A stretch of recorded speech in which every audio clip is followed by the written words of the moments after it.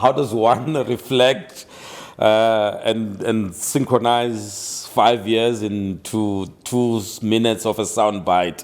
But let me give it a stab. What a journey!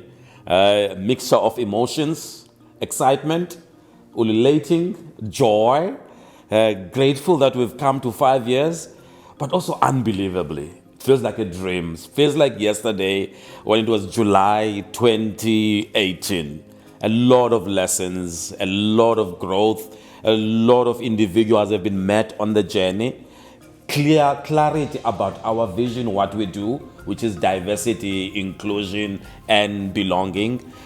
Finding new clients, finding black executive talent, black being African, Indian, and colored for our clients. A lot of lessons, a lot of failure. So Nomatu, I remember in my video when we're talking about when we're 3 years old, it's this baby that has grown and evolved. But also we have to carve our niche to be clear about what is it that we do, that we're not a change management organization, we're not an employment wellness consulting company. We only focus on diversity, inclusion, and belonging. So these have been very wonderful moments. If I look in our logo, if you look in all the colors that we have in our logo, and the circle which is open that speaks to the different colors, yellow, blue, and green, and that open entrance, because we really wanted to create openness for employees. We really wanted to create a safer space for employees as well. And the crawl for us was a place of meeting, was a place of discussion, but also was a place of engagement, because sometimes employees will say, I just wish there was a space when I could talk or share about this. So in those 5 years, I'm grateful that we've created that space for employees. I'm grateful that we've engaged leaders in that piece of work, but also I'm grateful of what we've become and how we've grown as Nomatu. So it's been exciting, it's been great, it's been wonderful. At times it felt like a dream, at times it felt like we're not going to get anywhere. But for us, we look back now, we're grateful and glad that we've come so far as a company, also as an organization. We can't imagine what the next 5 years are going to be for us at Nomatu Consulting.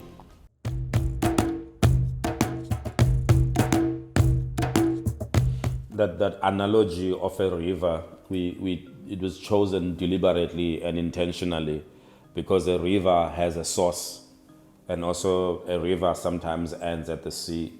My source is my background, which are the hills and the valleys of the Eastern Cape, Epondweni. My ancestors, my teachers, and mostly my family that instilled in me this need of having a self-drive and to keep on pushing.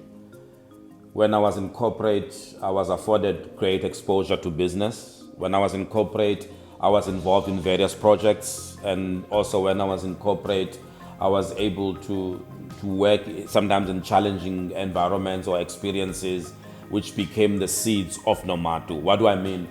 When I was an employee, I had to do, I had to fix, I had to partake, I had to engage in certain experiences that were either challenging for me, that either pushed me, which in one way or the other became seeds for Nomatu Consulting to be born. Sometimes a river is dry with no water, and I want to lie. I don't want to lie. At Nomatu, there have been moments where we didn't have staff, moments where the vision was challenged. There were moments where we couldn't pay our bills, we couldn't pay VAT or pay as you earn. So those were the moments where we say a river's got no water. Those for us were the dry moments. A river winds through gorges and terrain.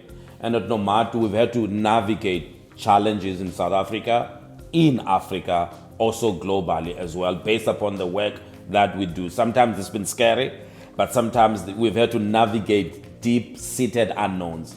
We've won work, we've engaged individuals in scenarios that we didn't know.